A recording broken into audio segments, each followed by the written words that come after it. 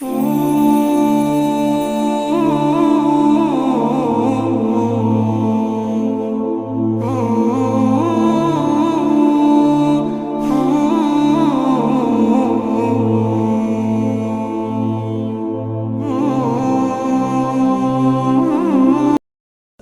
بالله من الشيطان الرجيم. بسم الله الرحمن الرحيم. الحمد لله رب العالمين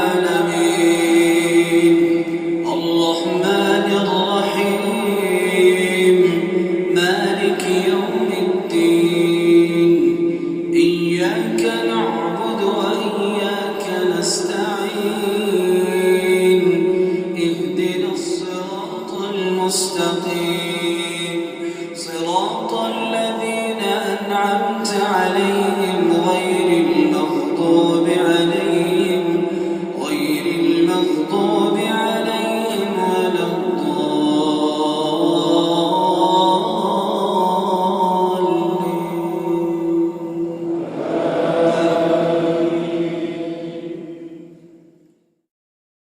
سميت هذه السورة بالفاتحة لأنه يفتتح بها القرآن الكريم.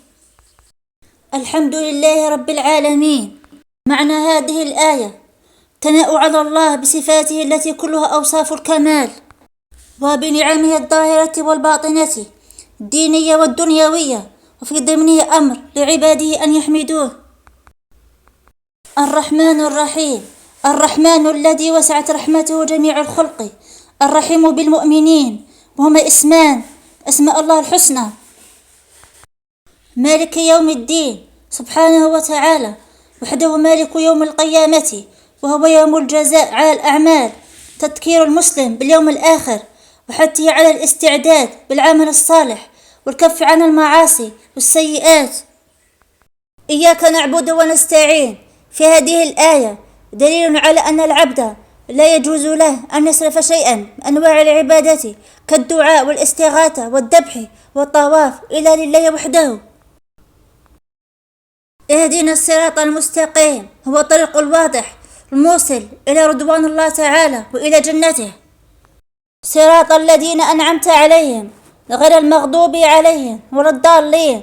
طريق الذي أنعمت عليهم من النبيين والصديقين والشهداء والصالحين